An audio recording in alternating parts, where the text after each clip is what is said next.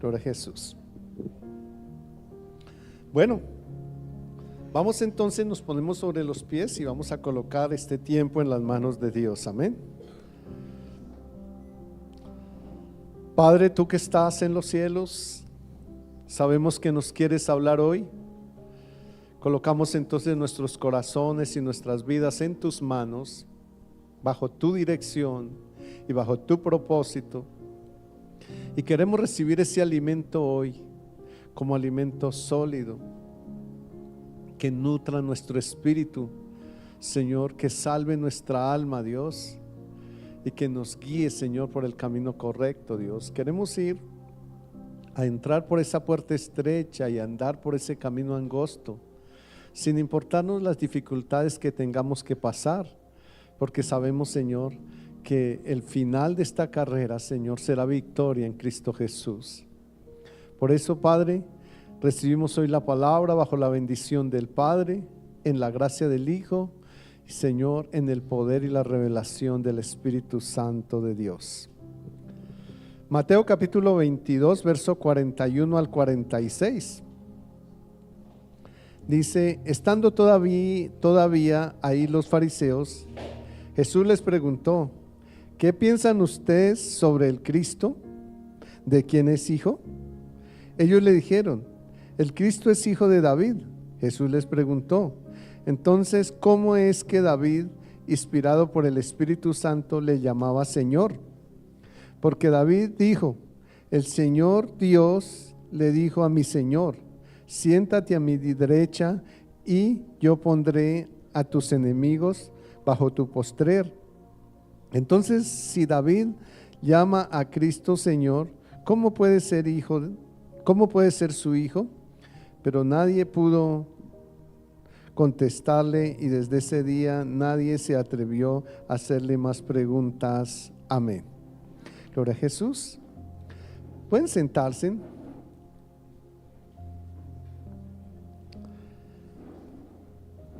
Vamos a hacer una pregunta hoy y espero que tú que me escuchas allá desde su casa o en los lugares donde están, ¿qué piensan ustedes sobre Cristo? ¿Qué piensan ustedes aquí sobre Cristo? Que es el Hijo de Dios. ¿Qué más? Que resucitó.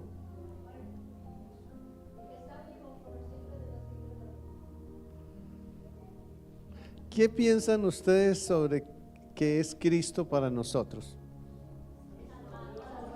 Nuestro Salvador, ¿cierto? Nuestro Salvador. Y entonces, si nosotros pensamos eso, ¿por qué a veces no le obedecemos?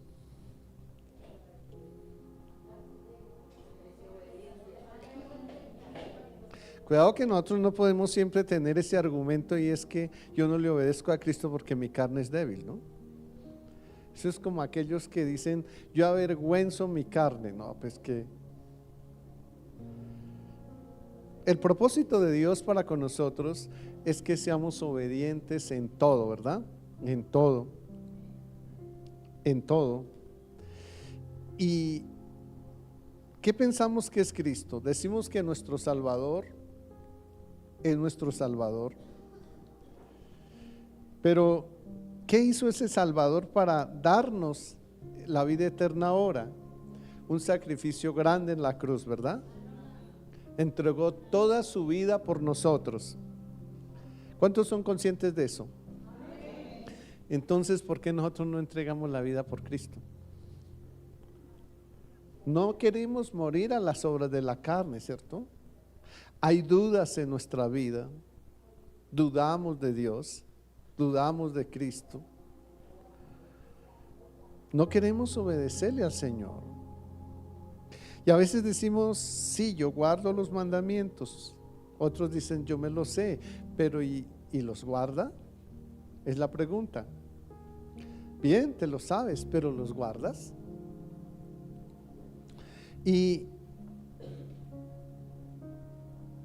puedes hacerte un análisis y dices: sí, yo guardo la gran mayoría. De pronto le fallo en uno o en dos. Pero el Señor nos habla en Santiago 2:10 que con uno que le fallemos es como si hubiésemos fallado en todos. ¿Eso qué significa? Entonces no estamos cumpliendo nada, estamos siendo desobedientes a Dios. Y eso le agradará al Señor. Le agradaba al Señor que aquellos fariseos hablaran de Cristo, enseñaran de Cristo, pero no obedecieran. No le agradaba, ¿cierto? ¿Y sabe cómo demuestra que no le agradaba? Demuestra por algo muy sencillo. Porque Él les decía que eran unos hipócritas. ¿Cómo nos mirará nosotros al Señor? Nos mirará a pesar de que nos ama. ¿Cómo nos mirará el Señor a nosotros cuando no le obedecemos su palabra? Igual, ¿cierto? Igual. A veces nosotros nos mostramos excelentes por fuera, ¿cierto? Llevamos una aureola en la cabeza hablando de que somos cristianos, pero por dentro, en el corazón, nosotros sabemos que le estamos fallando a Dios. ¿En qué? De pronto algo muy sencillo. Y uno ve cómo la gente, lo que más fácil, el mandamiento más fácil de cumplir, que es el cuarto mandamiento, es el que más fallan. Y entonces siempre tenemos una disculpa. Es que se me hizo tarde, es que llegó mi mamá, es que llegaron mis hijos, es que tenía un compromiso, no sé qué cosas, es que amanecí de pronto desanimado. Bueno, son muchos argumentos que nosotros sacamos. O porque está lloviendo, sí. O porque el bus no pasó. O porque no tenía para el bus. O sea, hay miles de disculpas que nos llevan ¿a qué? A justificarnos en el incumplimiento del cuarto mandamiento. Entonces, ¿de qué nos sirve que toda la semana hayamos tratado de trabajar con guardar los otros y a última hora el más fácil de cumplir? Porque es que es fácil, porque es que solamente desplazarnos y reunirnos como hermanos. Ahí en Hebreos 10:25 nos dice eso, que no debemos dejarnos ¿de qué? De congregar como algunos tienen por costumbre, dice, sino que debemos congregarnos. También debemos saber que nosotros no venimos aquí a sentarnos y escuchar la enseñanza y luego salir como nada. Tenemos que relacionarnos con los hermanos y animarnos, dice la palabra, unos a otros. Esa es la esencia de congregarnos, ¿verdad? Entonces, muchos incluso se pueden hacer obras por fuera y decir que yo cuido a los que necesitados y todo lo que el Señor me dice ahí en Mateo 25 del 34 en adelante. Yo lo hago, pero no le obedecen otras cosas a Dios. Entonces es importante que nosotros tengamos claro eso, y es cómo podemos ser edificados si no le damos valor a las enseñanzas y la edificación de Dios. Entonces, ¿qué tenemos que hacer?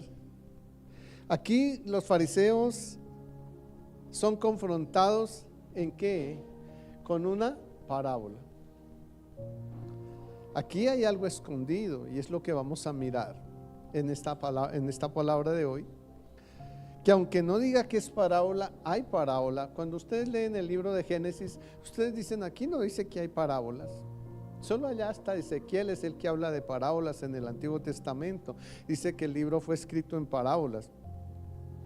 Pero cuando ustedes leen Génesis, leen Éxodo, leen Levíticos y así todos los libros de Deuteronomios y demás libros de ahí para arriba,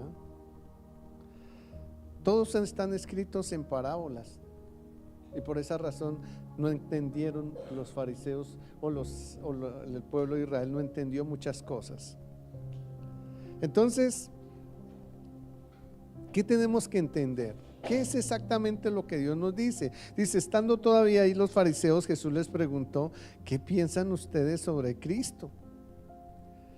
Y hay algo escondido ahí, dice, ¿de quién es hijo?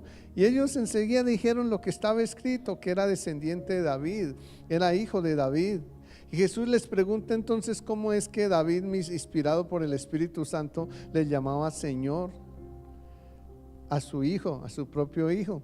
Porque David dijo, el Señor Dios le dijo a mi Señor. ¿Cómo le decía entonces a su hijo? Mi Señor. No podía hacer eso. Les preguntó eso y le dijo, siéntate a mi derecha y yo pondré a tus enemigos bajo tu postrer estado. ¿Por qué David llamaba al Cristo Señor?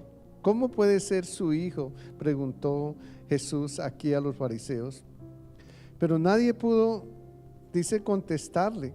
Nadie pudo contestarle. Aquí había algo escondido que ellos, siendo maestros de la ley, no habían podido entender. Entonces Jesús pone a prueba a los fariseos haciendo una pregunta y nos pone muchas veces a nosotros a prueba también. Y nos hace esa misma pregunta: ¿qué piensan ustedes sobre Cristo?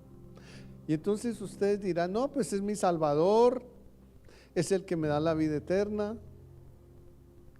Y esa es la respuesta que nosotros podemos dar y creemos que lo tenemos completo, ¿verdad? Pero tenemos que mirar quién es exactamente Cristo para nosotros, más que nuestro Salvador. Más que nuestro Salvador. Salvador es lo máximo, pero más que nuestro Salvador, ¿qué pensamos de Él? ¿Cuál es nuestro compromiso con Él? ¿De quién era hijo el Cristo?, les preguntó. Y ellos, usando las escrituras proféticas, contestaron que el Mesías descendía directamente del rey David. ¿Por qué dijeron eso? Miremos Jeremías 23:5. Jeremías 23:5. ¿Qué nos dice? Dice, he aquí viene días, dice Jehová, en que levantaré a David renuevo justo. Renuevo es hijo, ¿no? Y reinará como rey, el cual será dichoso y hará juicio y justicia en la tierra. Entonces vamos mirando por qué ellos contestaron de esa manera.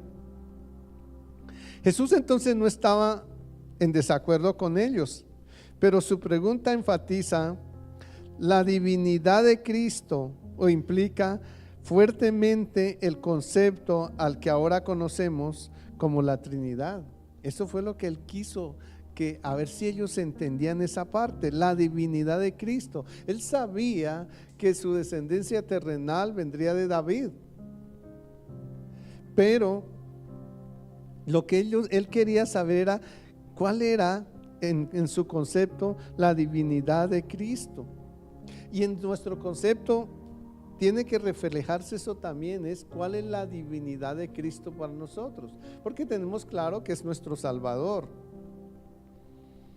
quien nos dio vida eterna, pero su divinidad la entendemos.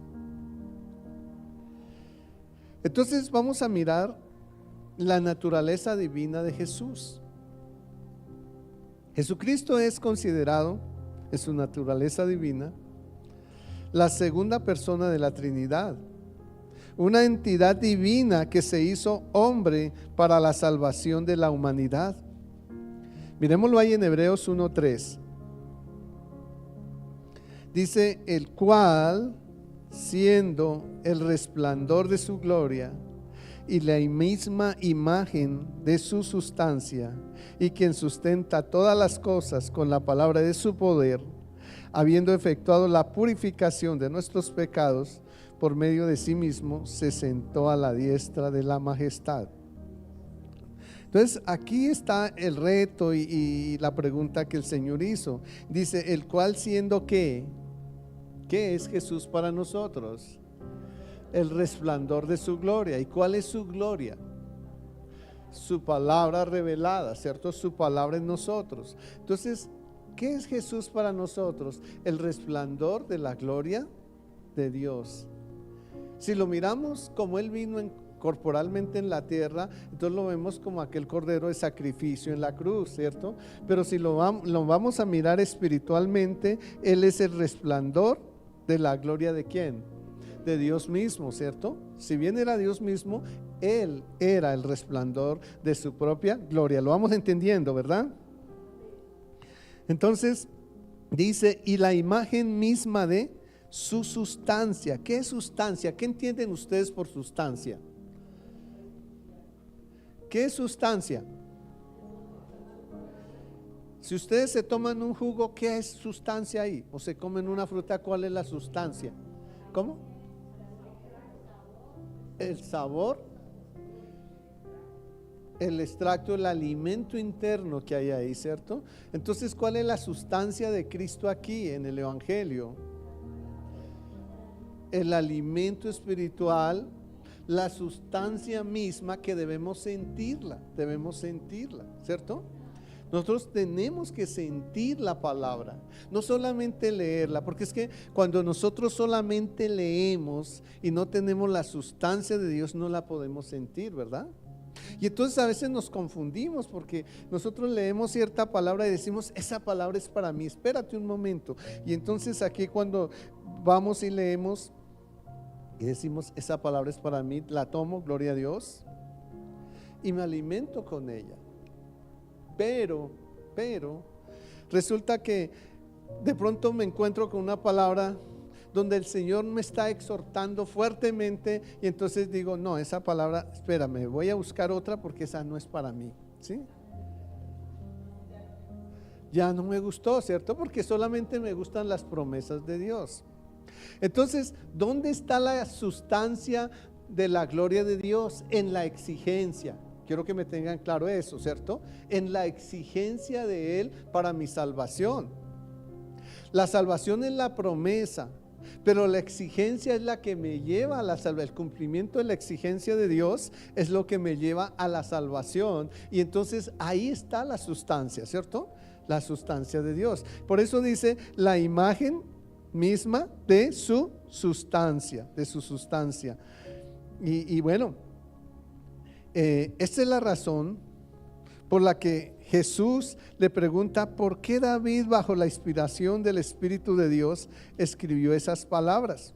Y miremoslo ahí en Salmo 110:1, que es donde el Señor muestra esa parte, la expresión de David.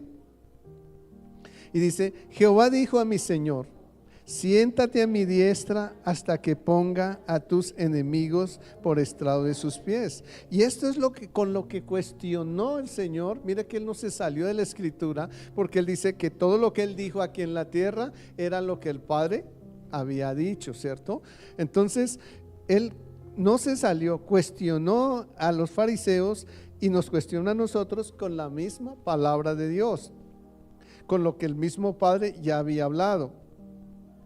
Así que aquí se nos plantea el tema de la divinidad de Cristo, y esto dejó totalmente perplejos a los fariseos, como nos puede dejar perplejos a nosotros.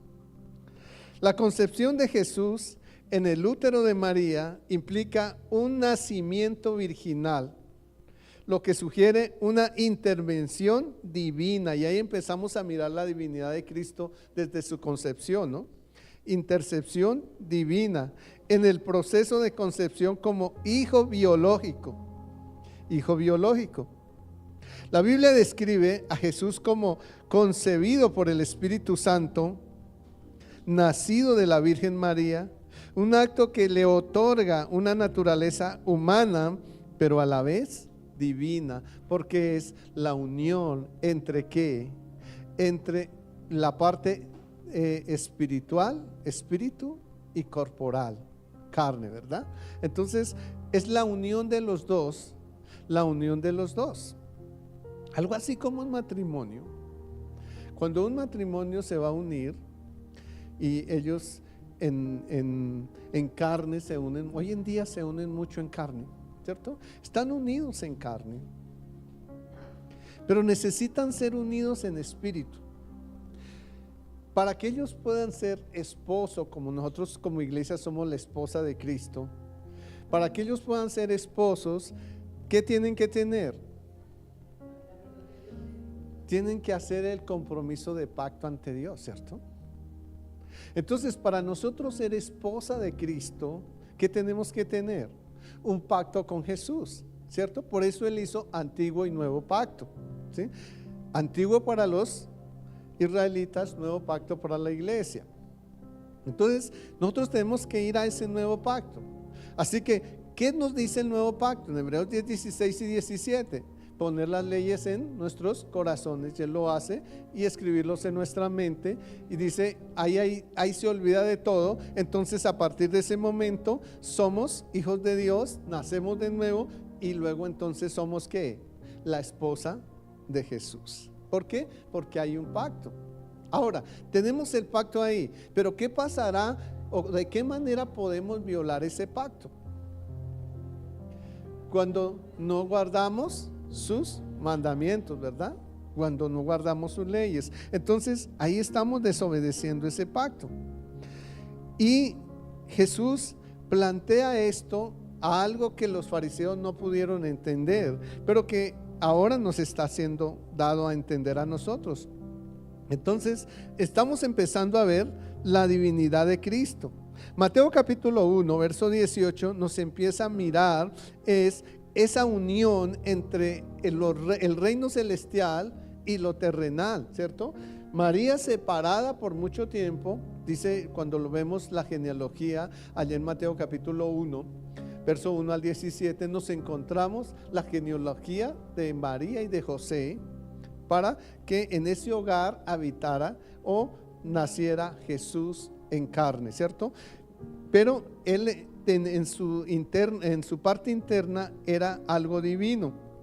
Y entonces venimos en Mateo 1:18, dice, el nacimiento de Jesucristo fue así: estando desposada María, su madre, con José, antes que se juntasen, se halló que había concebido del Espíritu Santo de Dios.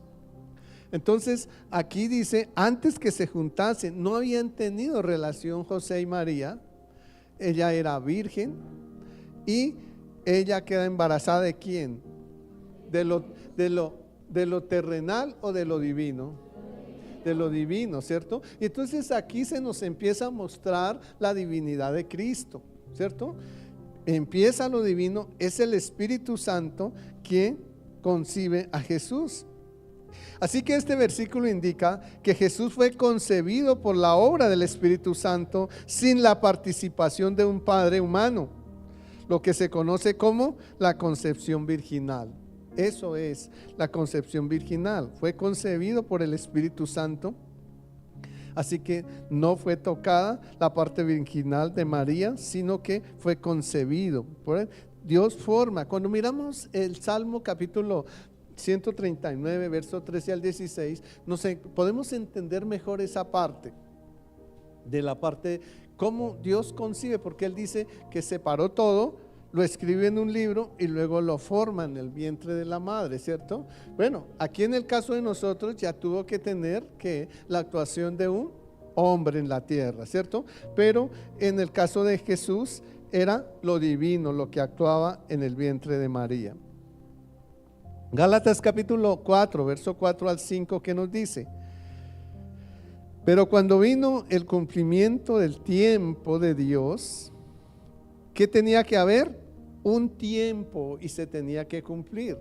¿Eso qué significaba? Cuando nosotros miramos Génesis 3:15, que es una parábola, podemos entonces venir a entender esa parábola aquí, y es saber que ese cumplimiento, eso que se había planteado en Génesis 3:15, tenía un tiempo. Y ese tiempo, ¿cuándo se venía a cumplir?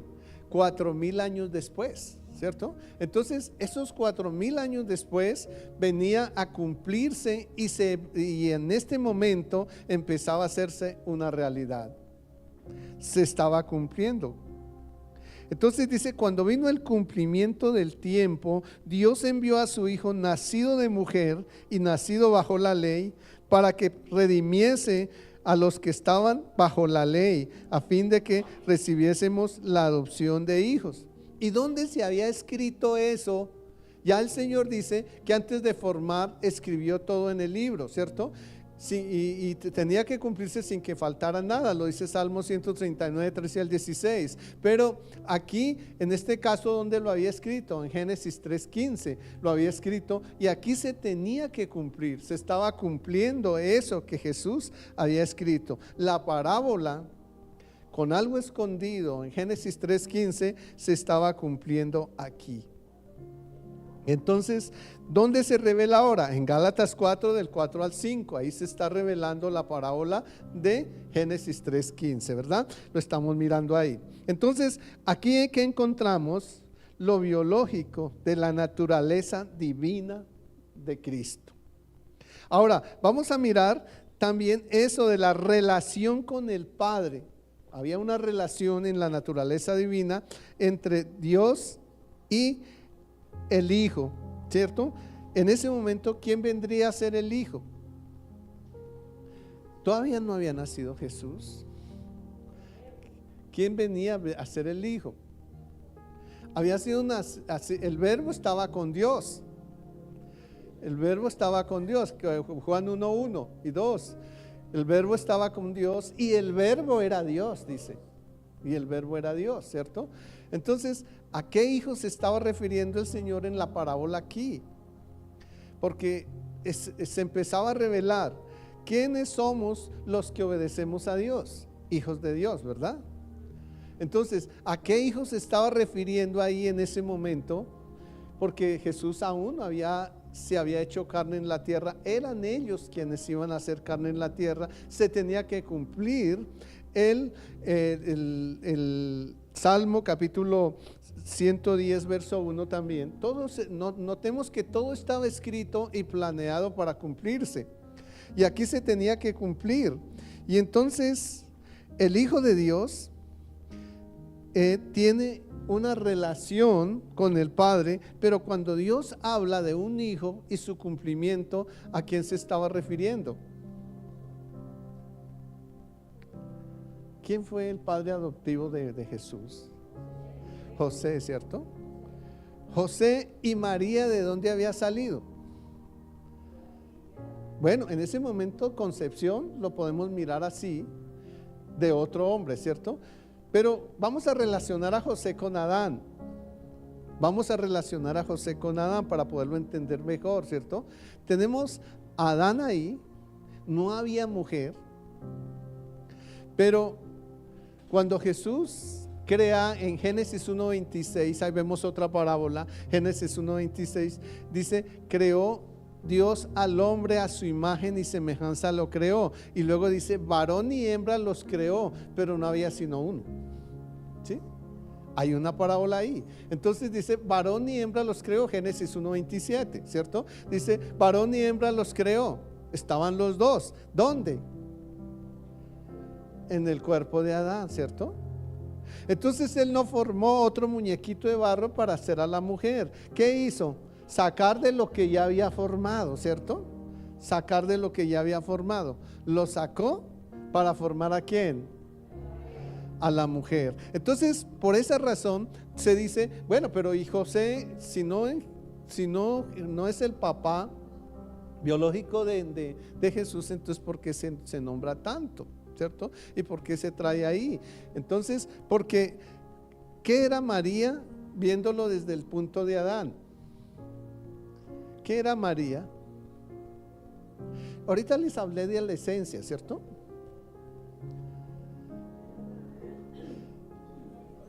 Era parte de José mismo, porque se reflejaba en el hombre, ¿cierto? Pero se reflejaba en el hombre. Entonces María estaba allí y no se nombra tanto a María en ese momento como a José. ¿Por qué tiene que ver José? ¿Y por qué José tiene que venir aquí si Jesús no era el hijo de él, no era hijo biológico de él, ¿sí? Pero él asume el papel porque Dios lo había planeado así, y porque cuando nosotros nos regresamos a Génesis, entendemos que se requería de ¿quién? De un hombre como la creación original de Dios para que la mujer existiese, ¿cierto? Ahora, cuando nosotros miramos primero a los Corintios capítulo 15, nos encontramos en algo, y dice, la mujer, el hombre, la mujer depende del hombre, pero ahora el hombre ¿qué? Depende de la mujer, ¿cierto? Entonces se hacen los tres unidos, ¿cierto? Dios, hombre y mujer. ¿Quién es el creador? Dios, ¿cierto? Entonces la unión de José y María y Jesús, ¿qué se estaba viendo? ¿Qué se estaba viendo? La Trinidad, y ahí está la divinidad, ¿verdad? Y ahí está la divinidad. Entonces, estamos entendiendo qué es la divinidad de Jesús, ¿verdad? Los otros no. ¿Sí lo entendieron? ¿Cierto? Entonces, estamos entendiendo, esto es un poquito, cuando nosotros empezamos a escarbar las parábolas, son un poquito confusas, pero cuando las logramos entender es algo maravilloso, porque Dios se revela a nuestra vida. Entonces aquí entendemos ese Gálatas 4, del 4 al 5. Ahora vamos a mirar la relación de Cristo con el Padre. El Hijo de Dios tiene una realización íntima y única con Dios el Padre. Una relación de ¿qué? De amor, de obediencia y de comunión. Ese es el ejemplo que nos deja a nosotros: amor, obediencia y comunión, ¿verdad?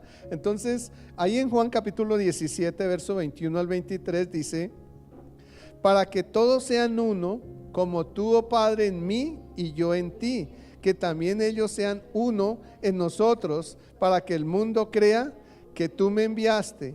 La gloria que me diste yo les he dado, para que sean uno, así como nosotros somos uno, yo en ellos, tú en mí, para que sean perfectos en la unidad, y para que el mundo conozca que tú me enviaste y los has amado a ellos como también me has amado a mí. Y aquí empieza Dios a mostrar algo de la divinidad, y dice: yo amo al Padre, yo soy uno con el Padre es uno conmigo, dijo Jesús, ¿cierto? Pero yo quiero que ellos también sean uno con nosotros, ¿cierto? Entonces aquí, ¿qué estamos mirando? Nuevamente la Trinidad entre Dios, el Salvador y el hombre, ¿verdad? Dios, el Salvador y el hombre. ¿Y qué quiere Dios? La unidad. Entonces, antes de que fuese creado todo el mundo, o ya había sido creado el mundo, pero antes de que fuese creado todos los hombres, Jesús tenía una Trinidad, y estaba el Padre, el Hijo, que era el Creador, y ¿quién estaba ahí? ¿Quién estaba? ¿Qué hizo Dios para que Adán viviera después de ser un muñeco de barro? Le sopló que era el Espíritu, ¿cierto? Entonces ahí aparece ¿quién? La vida misma, que es el Espíritu de Dios. Quienes han estudiado el Evangelio o el discipulado del capítulo 1 empiezan a entender esa parte, ¿verdad? Ahí del 1 al 3 lo explica todo. Entonces empezamos a entender esa Trinidad nuevamente, y empezamos entonces, mis hermanas, a mirar la divinidad de Dios por todos lados. Empezamos a encontrar la divinidad de Dios. Por eso dice: yo quiero que ellos sean uno con nosotros, así como tú y yo somos uno, dijo Jesús. Yo quiero que ellos sean uno también con nosotros. Entonces lo entendimos, ¿verdad? Ahora vamos a mirar la descendencia divina. Hijo, en este contexto no se refiere a una descendencia biológica en el sentido tradicional, sino a una relación de origen de la naturaleza divina. Miremos ahí Filipenses 2:6 para poderlo entender. Dice: el cual, siendo en forma de Dios, no estimó ser igual a Dios como cosa a que aferrarse, ¿cierto? ¿Quién era igual a Dios? Aquí entonces empezamos a entender lo que tal vez no entendíamos aquí en Juan 1:1 y 2. Dice: el verbo, ¿qué? En el principio era ¿qué? El verbo. ¿Y el verbo estaba con quién? Y el verbo era Dios. Entonces tal vez ahí no entendemos mucho, pero entonces aquí a Filipenses nos da a entender algo, y dice: el cual, siendo en forma de Dios, no estimó ser igual a Dios como cosa a que aferrarse. Entonces, ¿qué era el Hijo? La forma de Dios, ¿cierto? Por eso dice: él le dijo a Tomás: el que me ha visto a mí, ha visto al Padre, porque él tenía la forma de Dios. Segunda de Pedro capítulo 1 verso 4. Dice: por medio de las cuales nos ha dado preciosas y grandísimas promesas, para que en esas promesas llegásemos a ser participantes de ¿qué?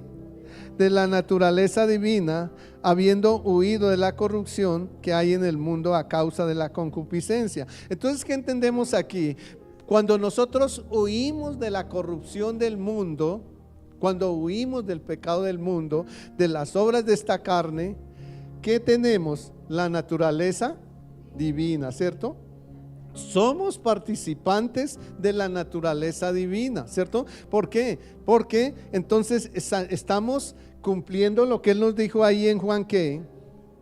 En Juan 17, 21 al 23. Se está cumpliendo la petición del Hijo. Yo quiero que ellos sean uno con nosotros, ¿cierto? Entonces le dijo al Padre. Entonces aquí, segunda de Pedro dice para que llegases a 6 participantes de la naturaleza divina. Pero note que ahí hay una coma y nos hace detener un poquito para decir, ¿qué tenemos que hacer para tener esa naturaleza divina? Habiendo huido de ¿qué? De la corrupción que hay en el mundo a causa de la concupiscencia, ¿cierto? Entonces ahí encontramos cómo la naturaleza divina se puede reflejar en nosotros mismos cuando ¿qué? Cuando nos apartamos del pecado, ¿verdad? Entonces empezamos a mirar esto de las parábolas. Es algo muy bonito porque empezamos a abrir el libro para encontrar cosas que no habíamos encontrado. Bueno, vamos ahora a hablar de la naturaleza, de la unidad de la naturaleza divina. El Hijo comparte la misma naturaleza divina con el Padre, siendo coigual y coeterno con el Padre. Él es coigual y coeterno con el Padre. Juan 1:1, ¿qué dice? En el principio era el verbo era con Dios y el verbo era Dios. Entonces son coiguales y son ¿qué? Coeternos, coiguales y coeternos. Entonces, ¿cómo se refleja la naturaleza divina? Son coiguales y son coeternos, ¿cierto? Son iguales, son eternos. Entonces, ahí empieza a reflejarse la naturaleza divina. Cuando nosotros tenemos la naturaleza divina, entonces podemos ser coiguales a Cristo, es la pregunta. ¿Sí podemos ser? Sí, porque Él nos da ¿qué? ¿Qué nos da Cristo cuando somos obedientes a Él? Si ellos son eternos, ¿qué nos da Cristo a nosotros? La vida eterna, ¿cierto? Entonces podemos llegar a ser ¿qué? Coiguales y coeternos con Cristo, ¿cierto? Lo estamos entendiendo, ¿verdad? Eso es maravilloso, ¿verdad? Es muy bonito, ¿sí? ¿Sí? Entonces estamos entendiendo eso. Mire que las enseñanzas cuando nos metemos a las parábolas son hermosas, son hermosas. Dios es bueno y maravilloso. Entonces Juan capítulo 10 verso 30, ¿qué dijo? Porque Él era coeterno, coigual con Dios. ¿Qué dijo? Yo y el Padre uno somos, yo y el Padre uno somos, ¿cierto? Entonces esto revela que el carácter de Dios, y que se puede reflejar en nosotros también, ¿cierto? El carácter de Dios, y se puede reflejar en nosotros también. El Hijo de Dios es el representante y el mediador de Dios, revelando el carácter y la voluntad de Dios a la humanidad. Eso es. ¿Cuántos quieren tener el carácter de Dios? Los sábados estamos trabajando en eso, ¿no? Con los que estamos reunidos el sábado estamos trabajando en eso, y es llegar a alcanzar el carácter de Dios. Pero llevamos ya para eso, creo ya casi un año largo en esa situación, en esas enseñanzas, para poder llegar al carácter, pero ya estamos cerca. Entonces vamos a mirar qué nos dice Salmos 19 del 1 al 3. Salmos 19 del 1 al 3. Los cielos cuentan la gloria de Dios y el firmamento la obra de sus manos. Un día emite palabra a otro día y una noche a otra noche declara sabiduría. No hay lenguaje ni palabras ni es oída su voz. Aquí empezamos a meternos a encontrar lo que es el carácter de Dios.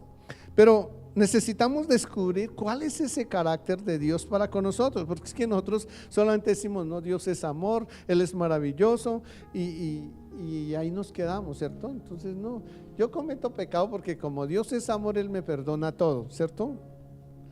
Yo me voy a salvar porque aunque ande en fornicación, Dios me perdona todo, ¿cierto? Entonces a última hora me arrepiento y Dios me perdona todo. Entonces ese es el concepto que tenemos. Yo soy un mentiroso, pero no importa, no dejo la mentira porque Dios me perdona todo, ¿cierto? Y entonces ese es el concepto que tenemos. Me gusta murmurar y hablar de los demás y juzgar de los demás. ¿Por qué? Porque Dios me perdona todo. Yo a la larga un día me arrepiento y Dios me perdona todo. Vamos a mirar entonces si ese carácter de Dios se aplica a nuestros pensamientos. Deuteronomio capítulo 10, versos 17 y 18. Porque Jehová vuestro Dios es Dios de dioses, Señor de señores. Hasta ahí vamos mirando una parte del carácter de Dios. Dios es grande, poderoso, temible, que no hace acepción de personas. A todos los mira por igual, ni toma cohecho, que hace justicia al huérfano y a la viuda, y que ama también al extranjero, dándole pan y vestido. Entonces, note que él dice, él es Dios de dioses, Señor de señores, pero también dice, Dios es grande y poderoso. ¿Y qué más dice? Temible, temible, ¿sí? Ah, no, es como Dios me ama, entonces Él me perdona, ¿no? ¿Y por qué al otro no le perdona, cierto? No, Dios no hace acepción de personas. El carácter de Dios es, Él me juzgará si yo le fallo, ¿sí? Él me juzgará si yo le fallo. Claro que me perdona también, pero Él me juzgará si yo le fallo, ¿verdad? Yo le fallo a Dios, Él me juzga. Entonces, Él me castigará si yo soy rebelde a su palabra. Pero Él también me bendecirá y me amará si soy que obediente, ¿cierto? Obediente. Ese es el carácter de Dios, porque a veces mostramos solamente su amor. Dios es amor, pero no, el carácter de Dios era similar a Jesús. ¿Qué hizo Jesús cuando encontró los mercaderes en el templo? Les dijo, yo los perdono, tranquilos, sigan ahí porque yo los amo. No importa que estén cometiendo errores, ¿verdad? No, ¿qué hizo? Dice, lo sacó del templo. Dice que volcó las mesas, sacó los animales, hizo un ramal, no para darle a los hombres, sino a sacar los animales, y sacó todo del templo. ¿Estaba furioso Jesús? Dígame, ¿sí o no? Sí, sí. Ahí vemos el carácter de Dios. ¿Eso qué significa? ¿Que cuando nosotros le fallamos a Dios se pondrá furioso con nosotros? Sí. Sí. Él es Dios amor, pero también se enfurece cuando le fallamos, ¿verdad? Eso es lo que Dios nos enseña hoy. Entonces, entendimos esta parábola que encontramos de quién es hijo el Cristo. ¿Lo pudimos entender? Pudimos entender su divinidad, ¿verdad? Sin embargo, ustedes tienen el boletín y ahora se lo estoy enviando al WhatsApp a los que tienen el WhatsApp. Ahí pueden escudriñar más, leerlo, recordar, que no se les olvide, porque esto es importante. Noten que empezamos a abrir el libro, ya empezamos a abrir el libro, pero ese libro tiene que quedar en nuestra mente. Tenemos que empezar a obedecer, porque Dios dice que al que mucho se le da, mucho se le exige, ¿cierto? Entonces Dios les está dando mucho, nos está dando mucho, pero también nos va a exigir mucho, ¿verdad? ¿Lo entendimos? Bueno, vamos a orarle al Señor. Padre, gracias por tu amor, gracias por tu misericordia. Tú eres justo, mi Señor. Gracias porque nos amas, Dios mío, y hoy entendemos esa palabra que nos enseñas en Lucas 12, 32, 34, que dice que no temáis manada pequeña, porque a vosotros os es dado el reino de los cielos. Y empezamos a entender por qué lo dices, Dios mío, por ese privilegio que tiene con nosotros y que no hace acepción de personas, Dios Santo. Aquí estamos, Señor, entonces en tu presencia, diciéndote, Padre, ayúdenos a entender tu verdad, a obedecerla, Señor. Permítanos, Señor, levantar esas manos y decirle, aquí estamos, para que envíes, Señor, tu poder de sanidad hoy sobre nuestra vida. Señor, extiende tu mano de amor. Y Padre, tú sabes dónde estamos hoy con alguna dolencia física, o donde, Señor, nuestros huesos se han deteriorado, nuestra carne se ha deteriorado, o cualquiera de nuestros órganos se ha deteriorado. Dios mío, tú sabes, tú nos conoces, porque tu palabra dice que tú eres el que escudriña y conoce, Señor, nuestro corazón. Tú nos formaste con tus manos, Dios mío, y Señor, sin que faltara nada. Ahora sabes entonces dónde está cada parte de nuestro cuerpo, porque tú nos ves. Dice que aún nuestros cabellos los tienes contados, Dios mío. Entonces, Señor, tú sabes dónde necesitas poner hoy tu mano para que seamos restaurados, Dios mío.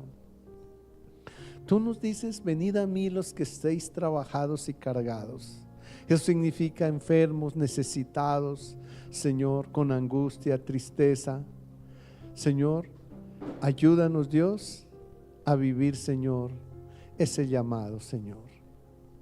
Queremos venir a ti, Señor, y entregarte todo. Tú nos conoces. Coloca tu mano ahí donde te necesitamos, Dios mío, porque no queremos salir de este lugar enfermos como llegamos, o tristes como llegamos, angustiados o con necesidades, Dios. No queremos salir con esa convicción de que solamente nos encontramos contigo y tú no hiciste nada por nosotros. No, Padre, queremos saber que tú hiciste mucho por nosotros hoy, Dios mío, que todo lo has hecho, Dios. Padre mío, ¿a quién iremos sino a ti? Tú eres el que tienes la mano de sanidad. Tú eres el que tienes la mano de salvación. Tú eres el que tiene, Señor, el poder, Dios, para levantarnos.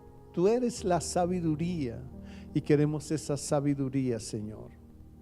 Un día le preguntaste, Señor, a tu siervo Salomón qué quería que le diera, y él solo te pidió sabiduría.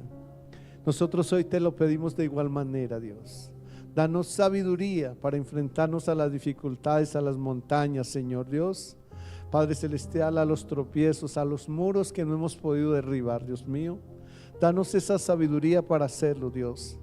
Señor, alimentanos con ella, Señor. Ayúdanos a entender que solo tú eres santo y bueno con nosotros, Señor. Gracias por estar aquí y gracias por venir hoy a ministrar nuestro cuerpo, Padre. Permítanos sentir que hoy salimos aquí sin la carga que traíamos. Señor, permítanos sentir que hoy te entregamos toda, Señor, nuestra necesidad.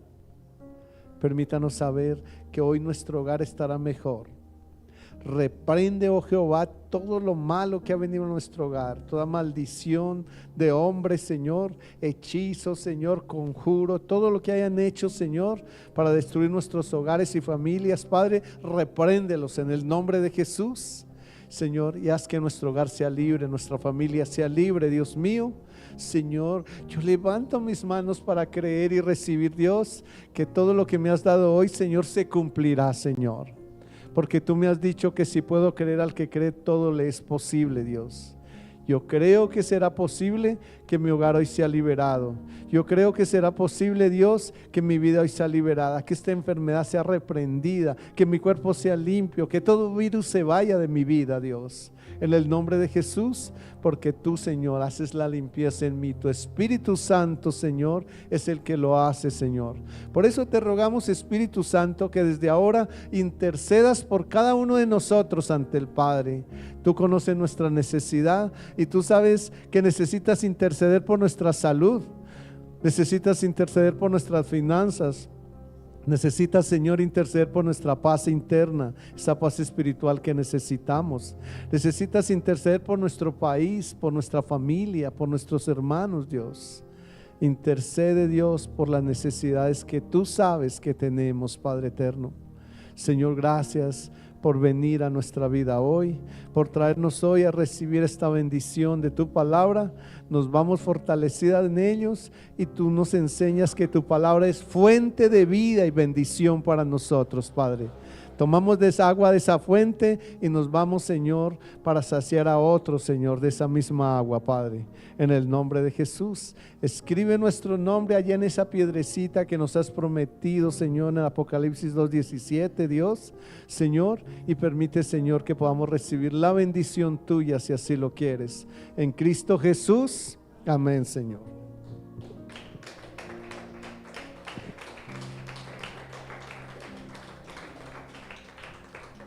Que el Padre de mi Señor Jesucristo les continúe bendiciendo.